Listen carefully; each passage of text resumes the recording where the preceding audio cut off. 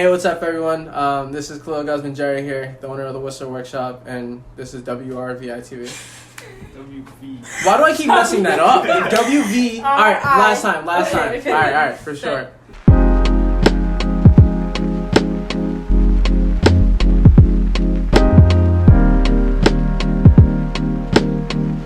First, I just want to start off with how has Worcester or being from here influenced your art? Seeing that the name is the Worcester Workshop. Yeah, no, I don't think necessarily just being from here may have influenced it. I just called it the Worcester Workshop because I'm from here, and I want it to be bigger than just essentially me and myself. Like right now, it's just me, but I really plan on having other individuals be just part of the workshop. Like it's Worcester, it's not just me. It's a bigger thing than me. How long have you been painting? So just painting, I just recently got into that, probably about a year and a half ago, if that. Like I said, I've been just drawing most of my life. Even as a little kid, my mom would tell me stories when I was 6 years old. They used to grab the Disney VHSs, the boxes, and I would just draw the covers of them, and they were pretty good. I think I still have some of them somewhere. But yeah, I always knew that I could kind of always do it. For art projects in school, kids would always ask, hey, can you just do the flames for my design, blah blah blah, and it was always something that I knew I was gonna make a thing. The way I think about things, everything's kind of there's a yin and a yang to everything. There's always two sides to everything. That's how I kind of, my philosophy in all my art is the X and the O, and the way I always use red and blue as always my counters all the time in everything I do. It's kind of a motif that shows up in all my art, and the Worcester Workshop logo is literally what it is. When did you know this was something that you wanted to dedicate not only time to, right, but willing to dedicate your life to? Oh man, I was just working at my last job, and I was just sitting at work, and I was just I don't want to work for anyone anymore. And then when the quarantine happened and then things kind of got weird, it was just time for me to be all right, well, I got all this dead time. I'm here, and I love to paint. I'm just gonna do this all the time. Literally gonna, whatever anyone wants, let's do it. Let's make it happen. And then eventually it's gonna turn into something. Yeah. If I just do it long enough, I know it's gonna be something. If anyone puts their time into something and they just do it all the time, you're gonna be fine. And that's what I'm hoping works out here. And what's your favorite thing that you do for people that ask you for orders or that you paint? I don't think anything specific. Not if someone wants a painting or something, I'm more happy about that. It just depends on the thought into it, whatever they're thinking, whether it's hey, I want a shirt for my daughter's birthday and they have this crazy idea. I love stuff like that.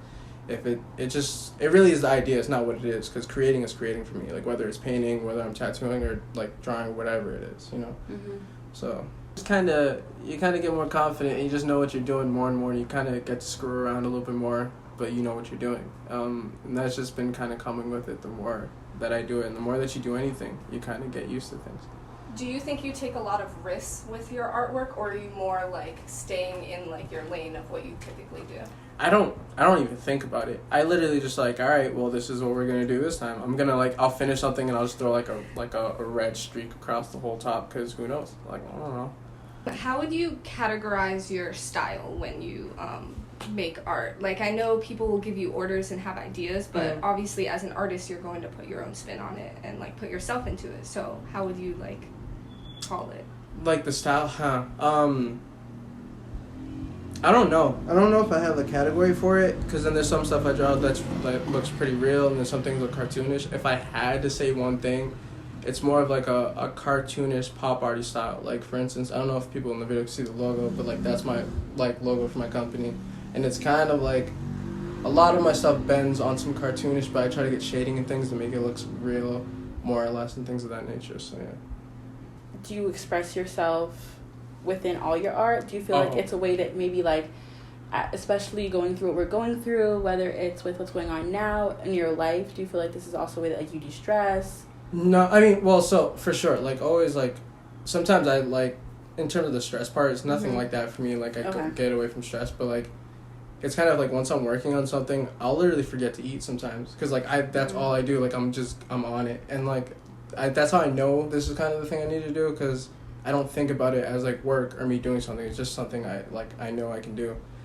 But when in terms of putting my art and thought inspired. I'm not that kind of artist who like looks on it on a deeper level. I just like making things like, oh, that looks cool, or like I love going on Instagram and seeing other artists doing stuff, and maybe if they do things on a deeper level, they just make it because they like it. But I just like seeing cool things, and that's just really what it comes down to for me. I mean, if you're afraid to do anything, you probably shouldn't be doing it. Like, it's just do it. Like, who cares? Like, it's your art. Like, you're the one who made it. Like, it doesn't matter.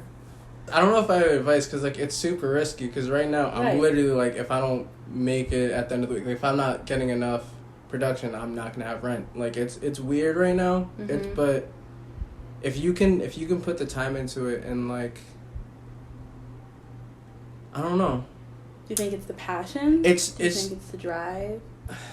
It's just tough because like, it's just like it's such a risky thing to do. Like I feel like what the smartest way to do it is just have a job and have that job riding, but like on your downtime when you're out of work, you make that passion until it gets to the point where you're like, I can make my rent off of this. I was just making, and like during quarantine, I was just making so much so quick. I was like, oh, well, maybe I don't have to work again. Like it was never like a thought like, hey, I'm gonna do this right now so I don't have to work. It just came. I was like, all right, well, I'm making enough and I don't have to really stress like that, so I can just keep doing this. You know, it just showed itself to me. So there's like a rising trend in our country right now of schools defunding arts programs. Do you think that art is a vital component of schooling? Do you think it helps your education, or do you see that it's okay to just not have art class in school? Oh yeah, that's actually a really cool question. I don't know, because maybe my thought on it is really biased because like I really enjoyed art classes because like it was always fun to me. Some of the kids didn't really even care for it, so I feel like the kids who would really benefit from it are gonna like it's gonna suck for them. But for the general population of kids, I don't really know if it's gonna make a difference because I think a lot of kids while they're in school and they take art classes, they don't really care. They're just getting the grade and then they move on. It's kind of like a shallow thing for them, but like I said, for the kids who really like enjoy art and that's like a cool place for them to go, like they want AP art classes, those kids, like it's gonna suck for them, and that does kind of stink that they're not gonna have the option as easily. Yeah. So we're just gonna segue into what's happening currently right now with the Black Lives Matter movement. How do you identify? Well, as a black man for sure. More specifically Puerto Rican and black. Just Puerto Rican black man living in Worcester. And how do you feel about Worcester and the Black Lives Matter movement, everything going on right now? There have been several protests over the past couple weeks, and it's obviously taken a big toll on the country, especially the black community. For sure. Knowing that obviously you have yourself as a black man, you're now 24 years old, you're now an adult, and you look at things differently. How do you feel about it and what the city's doing? Well, like, Worcester specifically, like, well, just the situation as a whole, like, definitely with George Taylor, like, that just broke, like, the straw that broke the camel's back. Like, of course, like we've always been frustrated. Like, these things are happening. Like, once with Trayvon Martin, I thought that was realistically going to be it. Like, if a child's, like, literally, like, begging for his mom and he still dies, like, that's crazy. And then you get to the point where you have, like a police officer's knee on the dude's neck and everyone's just sitting there watching while he begs for his life. Like, when I woke up and watched that, I was like, it just felt weird just watching a man die on like, a screen, just, like, on your phone. And then, like, okay, apparently that was enough for us. So, like, I'm never going to tell anyone the way that they want to protest is wrong, for sure. I just feel like